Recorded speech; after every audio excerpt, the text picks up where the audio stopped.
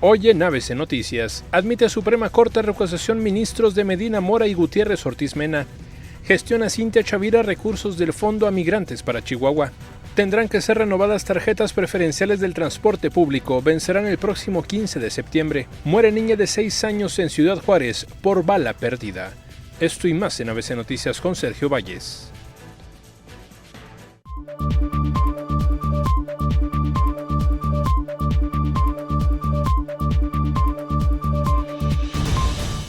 ¿Qué tal? Gracias por acompañarnos en esta emisión de ABC Noticias. Le agradecemos que nos acompañe en esta multiplataforma que está integrado por diversos medios de comunicación. Canales abiertos en Ciudad Juárez, 6.4, llegando a la zona fronteriza, Juárez, Las Cruces, Nuevo México, El Paso, Texas, en esta ciudad capital. Al igual que en Ciudad Cuauhtémoc, son canales diferentes, la misma frecuencia, 28.1. Además, diversas ciudades de la entidad a través de los sistemas de cable Total Play Easy, en sistema de radiodifusión, en Chihuahua gracias a Radio Universidad, en Huachochi a Radio Huachochi, pero también en redes sociales y en nuestro portal de internet www.canal28.tv. Vamos a comenzar con la información. Y mira, hay una nota que nos puede llevar a inducir y a conocer el contexto de la lucha que se está emprendiendo en Chihuahua en contra de la corrupción, en contra de la impunidad, y que por los niveles y la constancia que ha llevado, pues no tiene parámetros, no tiene antecedentes. Y esto lo decimos porque cuando el gobernador Javier Corral se propone como una aspiración de los chihuahuenses, una necesidad social, acabar con una corrupción galopante y profunda en la esfera del gobierno de Chihuahua, con César Duarte y parte de su gabinete y toda esa red de corrupción, que no solamente se ubicó en el estado de Chihuahua, sino que también tuvo sus lazos vinculantes con el partido en el poder, el Partido Revolucionario Institucional, en la titularidad del Comité Ejecutivo Nacional, donde se desviaron presuntamente fondos para que estos fueran invertidos, fondos de Chihuahua, para que estos fueran invertidos en campañas electorales de ese partido. Y cuando el gobernador llega y conoce la situación y tiene las pruebas de lo que significó el gran desvío de miles de millones de pesos del erario público para beneficiar a grupos, partidos o personas en lo individual, pues emprende el cumplimiento a la necesidad social que es ir en contra de la corrupción. Pero en la esfera de la corrupción, en esta red, no nada más estaba César Duarte y parte de algunos de sus gabinetes, y el PRI estatal y el PRI nacional, sino el más alto nivel que se pueda tener en México en la figura del propio presidente de la República, Enrique Peña Nieto, que protegió de una forma descarada y cínica al exgobernador César Duarte. Pero no nada más fue una complicidad por acción o por omisión, sino también una represión tremenda al gobierno de Chihuahua por emprender esta lucha y querer llevar a la cárcel a todos aquellos que defraudaron la confianza de los chihuahuenses. Pero ahora con esta información, pues, también es justo y objetivo citar que pues, no solamente fue el poder ejecutivo, estatal y federal, sino también se habla de participación en complicidad del Poder Judicial Federal, propios ministros de la Suprema Corte de Justicia de la Nación, jueces de distrito, que protegieron a los corruptos. La información que yo le presento tiene que ver con esto, porque el consejero jurídico del gobierno del estado, Jorge Espinosa Cortés, ha informado que fue admitido el recurso de recusación de los ministros Eduardo Medina Mora y Alfredo Gutiérrez Ortiz Mena, que fue interpuesto por el gobierno de Chihuahua. El pasado 11 de junio, a través de la Consejería Jurídica del Gobierno del Estado, se presentó un escrito dirigido al presidente de la Suprema Corte, Arturo Saldívar, que consistió en la recusación de los ministros Eduardo Medina Mora y Alfredo Gutiérrez Ortiz Mena en las posibles investigaciones de la Fiscalía de Chihuahua en contra del expresidente Enrique Peña Nieto y exfuncionarios de la Administración Federal pasada. La semana pasada se presentó ante la Suprema Corte de Justicia un escrito por parte de la Consejería Jurídica, mediante el cual recusábamos o hacíamos valer unos impedimentos en contra de los ministros Eduardo Medina Mora y Alfredo Gutiérrez Ortiz Mena. El primero de ellos, que conoce la controversia presentada por el expresidente Enrique Peña Nieto, y el segundo, que conoce de los recursos que se interpusieron en contra de la admisión y de la ampliación. Esto en virtud de la notoria relación de amistad que tiene estos ministros con el expresidente y que bueno, pues eso los hace que tengan un impedimento legal. Por eso presentamos una recusación. Ya la admite la Suprema Corte, la turna a una ministra en turno, todavía está por definir quién será, es el número 38 diagonal 19 y será esa ministra quien elabore el proyecto. También le dan vista a los ministros recusados para que rindan un informe y bueno, pues emite un proyecto que será turnado al Pleno de la Suprema Corte para establecer si se les quitan los asuntos y se turnan a otro ministro. En el recurso presentado el pasado jueves, la Consejería Jurídica del Estado de Chihuahua anexó diversas pruebas y fotografías que han sido del conocimiento público y que evidencian una relación íntima entre el promovente de la controversia y quienes están a cargo de tramitarla y resolverla. Informó para Canal 28, Juan Osaeta. Pero sí está la situación de la implicación que pueden tener los propios ministros de la Suprema Corte de Justicia de la Nación, no digamos magistrados o jueces también del Poder Judicial que han tenido en sus manos la decisión de proteger o llevar justicia en contra de esta red de complicidades y de posibles delincuentes en contra del erario público de Chihuahua. Vamos a otra información lamentable. Una niña de 6 años fue víctima de una bala perdida en Juárez que le arrebató la vida en la ceremonia de graduación del Jardín de Niños Luis Donaldo Colosio.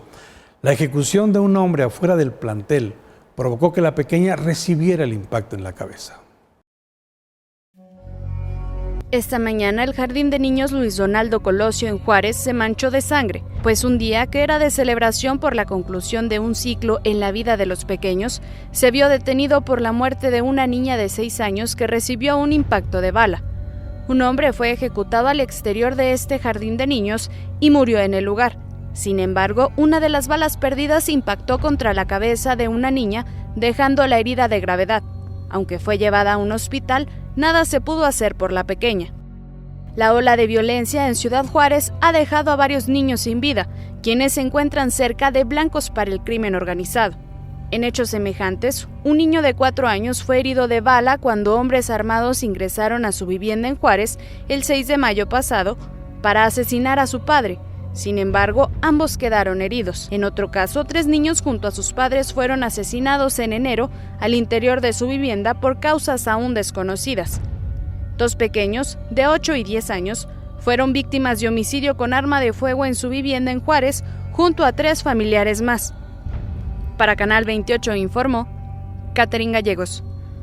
Especialistas de la Unidad Modelo de Atención al Delito de Secuestro y la Fiscalía General del Estado rescataron en Ciudad Juárez a 3 víctimas y detuvieron a 3 presuntos secuestradores, uno de ellos centroamericano.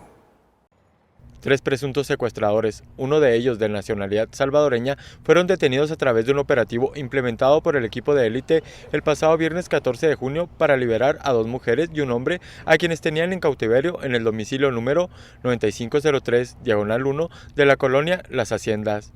Durante la acción policíaca se logró capturar a Walter Alexander, originario de El Salvador, Luis Antonio, originario de Nueva Italia, y Rodolfo F., originario de Tijuana, Baja California. Los imputados fueron sorprendidos cuando custodiaban a las víctimas en la casa de cautiverio, vigilancia que hacían con un arma de fuego tipo Uzi, mismas que les fue asegurada, así como un vehículo Ford línea Taurus color negro. Los imputados fueron puestos a disposición de un juez de control, autoridad que presidió la audiencia celebrada ayer en la que se decretó como legal su detención y se les formuló cargos por secuestro. Informó para ABC Noticias, Cristian Iván Granados. Pues mire, este es uno de los grandes temores que existen en estos momentos en la sociedad chihuahuense.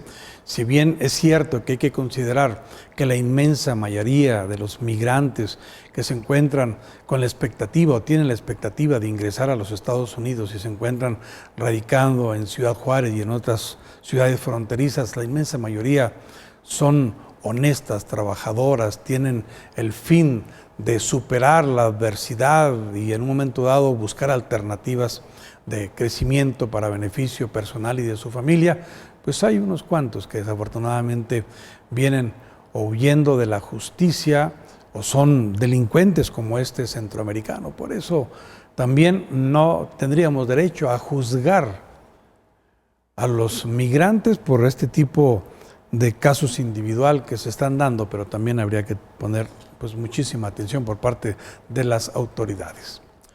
Bueno, pues vamos a más información. Protección Civil del Estado clausuró ayer el balneario Santa Rita luego de que otra niña estuviera a punto de morir ahogada, exactamente en donde el año pasado una pequeña de apenas 3 años fue succionada por el mismo ducto utilizado para drenar el agua de las albercas hacia una cisterna. Protección Civil del Estado acudió en apoyo a Protección Civil Municipal para clausurar ayer el balneario Santa Rita en el municipio de Valle de Allende, luego de que otra niña estuviera a punto de morir ahogada, exactamente en donde el año pasado una pequeña de apenas 3 años fue succionada por el mismo ducto utilizado para drenar el agua de las albercas hacia una cisterna. Apoderados legales quienes indagan el caso señalan graves omisiones respecto a las autoridades del Valle de Allende, ya que a pesar de que se les notificó en diversas ocasiones la peligrosidad de este balneario, jamás actuaron en consecuencia, y esta omisión estuvo a punto de cobrar la vida de otra niña el pasado fin de semana. Testigos de los hechos narraron que al momento de ser succionada la menor de edad jamás recibieron el apoyo del personal del centro recreativo. Fueron personas que se encontraban en el lugar quienes se apoyaron en el rescate de la menor, que se encuentra ya fuera de peligro. Los abogados, quienes siguen el caso de la pequeña muerte el año pasado, señalaron graves omisiones de las autoridades del Valle de Allende, ya que dejaron que siguiera operando precisamente con la misma irregularidad que le costó la vida el pasado 17 de julio del 2018 a una menor de 3 años. Y al respecto al acontecimiento que pasó en Valle de Allende, aquí el primer respondiente fue Protección Civil Municipal, quien se hizo cargo de este suceso, que afortunadamente pues no pasó a mayores. Pero sí, pues hay que poner un poco más de atención a estos centros recreativos. Tengo entendido que Protección Civil Municipal de ese municipio hizo la clausura y a petición de ellos nosotros fuimos a coordinar actividades y a verificar, a supervisar las instalaciones. Y pues estamos trabajando directamente con el municipio y con los demás que lo requieran. El Parque Acuático Santa Rita se encuentra ubicado en la estación Morita en el Valle de Allende y se presume es propiedad de la exdelegada de Prospera Delia Rita Soto Payán. Canal 28. Lamentablemente se da otro caso en el mismo lugar. El año pasado, o la situación pasada, falleció una niña. Ahora afortunadamente no fue así, pero estuvo en el riesgo de hacerlo. Y esto quiere decir que Protección Civil de alguna manera tiene que ser más exigente. Primero, lo más inmediato sería clausurar el lugar, inspeccionar y que una vez que verdaderamente se tomen todas aquellas medidas para que no se repita la situación, pues dar en un momento dado la oportunidad que siga funcionando, pero sin el más mínimo riesgo, como ya está sucediendo con esta pequeñita que hace unos días se vio inmersa en este problema. La presidenta del DIF estatal, Cintia Chavira, trabaja para que 10 millones de pesos del Fondo a Migrantes sean entregados al estado de Chihuahua para atender la emergencia por el ingreso de niñas, niños y adolescentes migrantes no acompañados. México es un país de tránsito, destino y retorno de miles de migrantes al año. La mayoría dejan sus hogares por la falta de oportunidades en sus países y buscan llegar por el sueño americano a los Estados Unidos. Según el Fondo de las Naciones Unidas para la Infancia, en 2017 se identificaron alrededor de 18.300 niñas y niños migrantes en México, de los cuales más de 7.000 viajaban sin la compañía de un adulto. En su camino, niñas, niños y adolescentes son más vulnerables a riesgos como el hambre, enfermedades, detención, extorsión, captura por el crimen organizado. Para ello existe la Ley de Protección y Apoyo a Migrantes para el Estado de Chihuahua, donde se creó un fondo con recursos destinados a la protección de los menores. La presidenta del DIF estatal, Cintia Chavira, participó en una videoconferencia con 28 estados para atender la emergencia humanitaria que presentan los infantes no acompañados. Exigió la recuperación de 10 millones de pesos aportados por la Secretaría del Bienestar, pero que en este año no se le han entregado al Estado. Destacó que los 3 niveles de gobierno deben de trabajar coordinadamente en este tema para la protección a los derechos humanos. Para Canal 28 informó Saúl Sáenz. Pues mire qué sensible es este tema de la problemática de los migrantes, porque uno entiende que haya personas adultas, inclusive también familias que están con esta intención de cruzar, pero cuando hay menores de edad, que hay niños y niñas que no son acompañados por ningún familiar y que de alguna manera fueron encargados a alguien para que fueran trasladados a algún lugar, alguna ciudad, alguna dirección de Estados Unidos, pues ahorita están en el pleno desamparo. Y qué bien que el DIF estatal específicamente tenga ese pendiente directo hacia los más desprotegidos dentro de los migrantes, que son los niños, las niñas, los adolescentes que vienen solos desde su lugar de origen.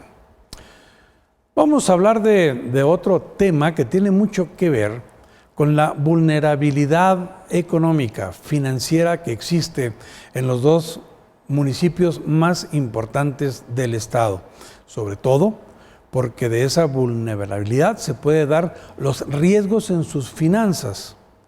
Si hay finanzas muy sólidas, bueno, pues la respuesta será en ese sentido, no habrá el riesgo.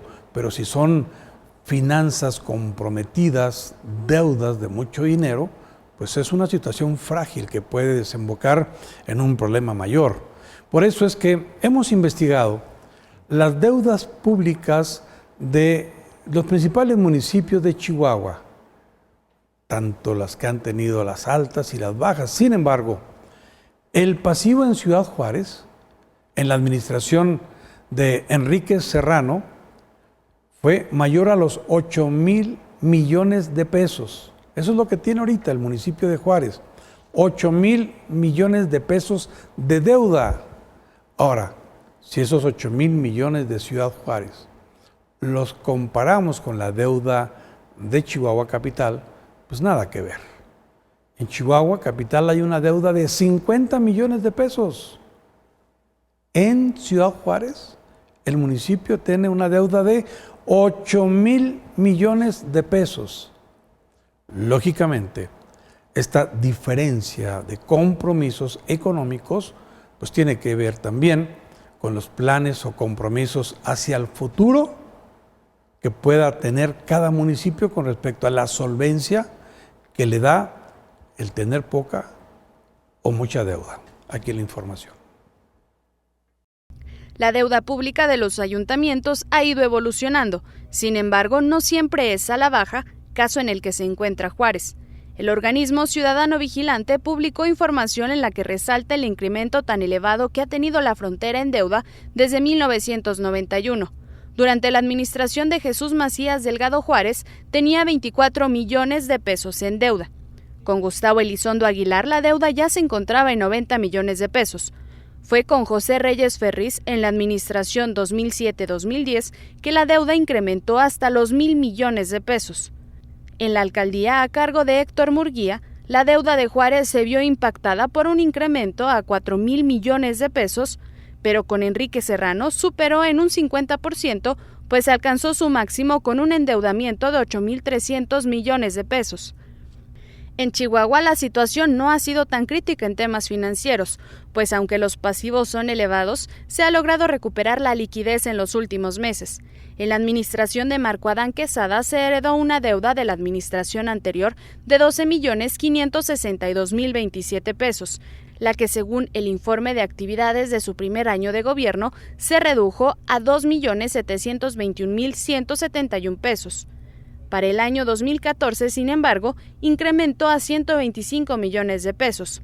En 2015 fue a la baja con un pasivo de 71.5 millones de pesos. En ese tiempo fungía como alcalde Javier Garfio. En 2016, la deuda pública del Ayuntamiento de Chihuahua incrementó de nueva cuenta, teniendo como alcalde a Eugenio Baeza, pues subió a 99.7 millones de pesos, que fueron heredados por la presidenta municipal Maru Campos, quien logró disminuirla para 2017 a 65.1 millones de pesos y luego para el año 2018 a 50 millones de pesos. Para Canal 28 informó Catherine Gallegos. El director ejecutivo de la Junta Municipal de Agua y Saneamiento, Roberto Lara, interpuso una denuncia por la explotación ilegal de 12 tomas clandestinas en el acuífero del Saus. El director ejecutivo de la Junta Municipal de Agua y Saneamiento, Roberto Lara, presentó ante la Fiscalía de Distrito Zona Centro una ampliación de una denuncia contra quien resulte responsable por la perforación de 12 tomas clandestinas en el acueducto El Saus en Cinillas. El acuífero del Saus en Cinillas ahorita tiene un problema de sobreexplotación. Es uno de los acueductos. La ciudad de Chihuahua tiene 3 acuíferos sobre la que está sentada. Es el acuífero del Saus en Cinillas, el acuífero Sacramento y el acuífero Tabalao-Paldam. El acuífero Sacramento, que está hacia el oeste, y el acuífero del Saus, que está hacia el norte, los dos están en un grado ya de sobreexplotación. Entonces, con mucho más, pues es importante cuidar el agua y evitar que se la estén robando. El funcionario explicó que realizaron un monitoreo durante 6 meses en el cual detectaron el faltante de 130 litros de agua por segundo, lo que equivale a la perforación de 6 pozos, y que en una primera instancia denunciaron 3 tomas clandestinas, las cuales fueron clausuradas. Vamos a empezar un trabajo ya en el acueducto de los Ojos del Chubisca. Este es un acueducto que se encuentra a la salida de Cuauhtémoc, que inyecta a la ciudad de Chihuahua aproximadamente 200 litros por segundo, de 3 pozos que tienen muy buena producción. Vamos a instalar un sistema de monitoreo también en tiempo real y vamos también a proceder a la clausura de todas las tomas ilegales. Informó para ABC Noticias Cristian Iván Granados. Tras el anuncio del presidente de la República sobre la reactivación de la planta petroquímica en Ciudad Camargo, el diputado Luis Aguilar, representante de la Comisión de Economía del Congreso del Estado en Chihuahua, originario de Camargo y que ha trabajado intensamente en promover el desarrollo social y económico de ese municipio, nos dijo que se necesitaría una inversión que iría de los 600 a 1,000 millones de pesos para poner en funciones a esta planta en su totalidad.